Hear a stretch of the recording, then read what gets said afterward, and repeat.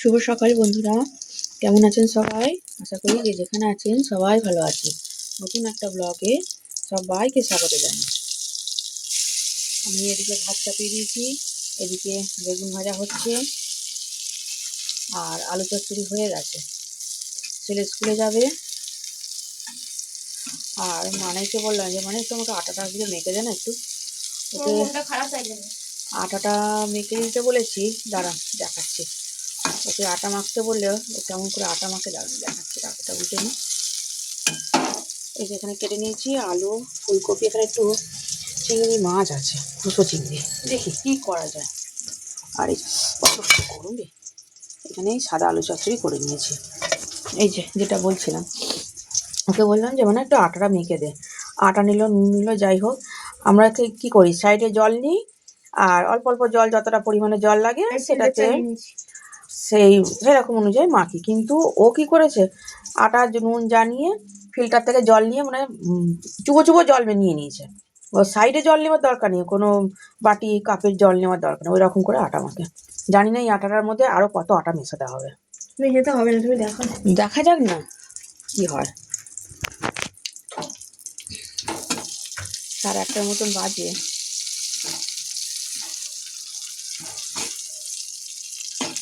বেগুন ভাজাটা হয়েই এসছে, তরকারিটা চাপিয়ে দিই। আজকে না মেঘলা মেঘলা হয়ে আছে বাইরের ওয়েদারটা। ভাত প্রায় হয়েই এসছে, দেখি ভাত কি অবস্থা ভাতে। এখানে আটা মাখা হয়ে গেছে। মা বললো জল লাগবে না, কিন্তু আবার 4বার জল দিতে হয়েছে আমাকে। এই যে আটা একদম শক্ত মাখা, তোমার আটাটাই দোষ, আমার কিছু না। আটার দোষ তো, যাই হোক আটারই দোষ। আমার হাত ব্যথা করছে। প্রচন্ড শক্ত। কেন হয়েছে বলতো? কেন? কারণটা বলতো দেখি। জল দিয়েছি। না, কি দিয়েছিস এর মধ্যে? কিছুই তো, নুন দিয়েছি। আর একটা যে জিনিস, ও চাল গুঁড়ি। ওকে বললাম আটাটা মা, আটার ভেতরে আমি চাল গুঁড়ি রেখেছিলাম। আটা নিয়েছে, আটার সাথে ও ভেবেছে ওটা ময়দা। ময়দা ভেবে ও কি করেছে, মানে যদি এইটুকু আটা হয় এতটা চাল গুঁড়ি নিয়েছে, তাহলে এটা কি অবস্থাটা হবে তাহলে চিন্তা করতে পারছো? আরে করো করো, খেয়ে নেবে পাপাই। উফ, তো এটা শক্ত ইট হয়ে গেছে। আমাকে তো এখন বলছে তোমার আটার মধ্যে যে সাদা সাদা ছিল সেটা আমি নিয়েছি। আমি ওকে বারবার বলছি নরম হয়েছে নরম হয়েছে, ও বলছে না শক্ত হয়েছে শক্ত হয়েছে। বলছি কেন শক্ত হবে কেন? তারপরে এই জিনিসটা আমাকে বলছে। তাহলে এই মেয়ের আমি কি করবো আমি নিজেই জানি না। এই শক্ত ইট হয়ে গেছে, ফেলে দাও। ফেলে দেবো? আচ্ছা, আমি এত কষ্ট করে বানিয়ে মেখেছি, ফেলে দেবে? গরম জল দেবো, ছেড়ে দে, গরম জল দিয়ে মাখবো। রাখ, আমার 9টা বাজে বলতো, ছেলেটাকে আমি কখন কি করে দেবো? না,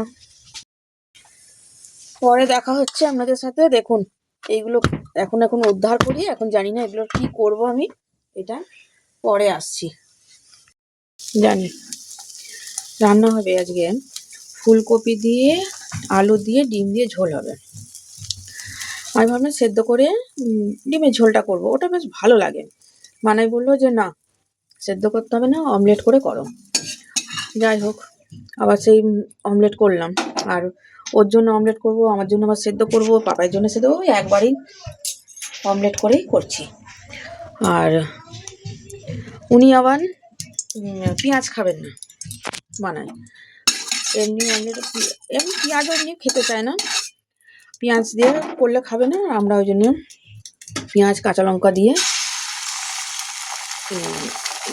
ভেজে অমলেট করে ইয়ে করবো। বলো কি?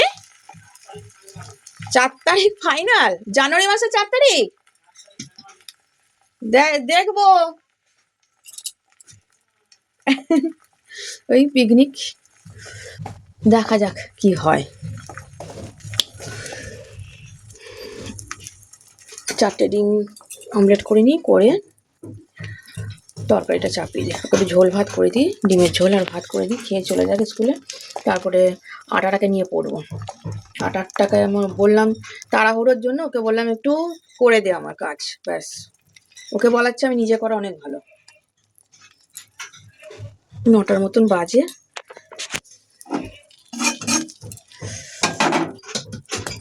ছেলে পড়ে এলো, মেয়ে এখন পড়তে যাবে। কিছু বলছে না কাকাই? চশমা দাও, চল পড়ে নি। পাপায়ের ভাত নিয়ে চলে এসেছি, এখানে বেগুন ভাজা আর ডিম দিয়ে আলু দিয়ে ফুলকপি দিয়ে ঝোল। প্রচন্ড গরম, আমি মাখতেই পারছি না। এখন 10টার মতন বাজে। কি গরম! চল করে ওকে খাইয়ে দিই। ও তো মোটামুটি রেডি হয়ে গেছে। এটা শুধু ক্রিম লাগিয়ে নেবো, খেয়ে নিই, তারপরে মুখ টুক ধুয়ে তারপরে একটু ক্রিম হাতে পায়ে লাগিয়ে নেবো।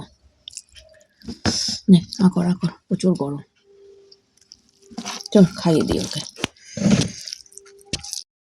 বানাই পড়ে টরে চলে এসছে, এসে হাত পা ধুয়ে এই ব্রেকফাস্ট নিয়ে আমরা বসে পড়লাম।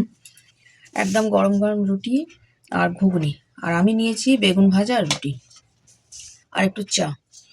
এই জিনিসটা আমার খেতে খুবই ভালো লাগে, এই বেগুন ভাজা দিয়ে রুটি খেতে। কার কার ভাল লাগে কমেন্ট করে জানাবেন। আর আমার মেয়ে তো খাবে না, ও যে কি খায় আমি এখনো পর্যন্ত বুঝতেই পারলাম না, ও যে কোন জিনিসটাও ভালো খায় আর কোন জিনিসটাও খাবে না। অনেক বেলা হয়ে গেছিলাম। হ্যাঁ শুরু কর। চলুন খাওয়া দাওয়া করিনি।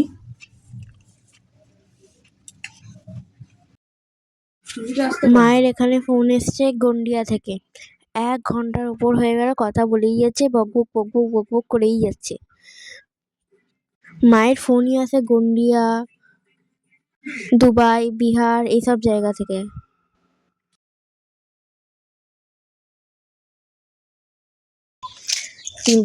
পৌনে তিনটে এখন বাজে। এই পৌনে তিনটের সময় বেরিয়ে পড়েছি। মেয়েকে টোটো অটো যা পাবো তুলে দেবো। কুকুরগুলো ওরকম করছে কেন? আমি এখনো ভাত খাইনি, আজকে আমার ভাত খাওয়ারই সময় হয়নি।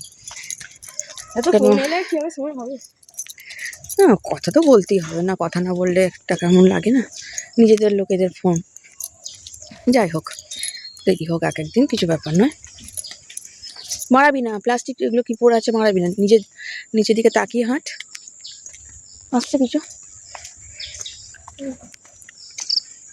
এখন এই টাইমটা না পাওয়াটাই হচ্ছে দুষ্কর ব্যাপার একটা। দেখা যাক কিছু পাওয়া যায় নাকি।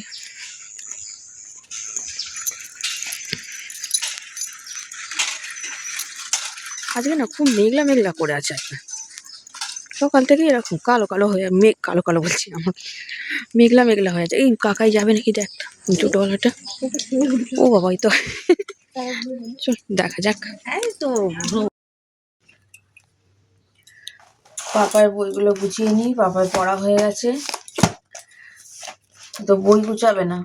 বইগুলোর অবস্থা কি করেছে, মানে কি আর বলবো, বইগুলো যা অবস্থা করেছে।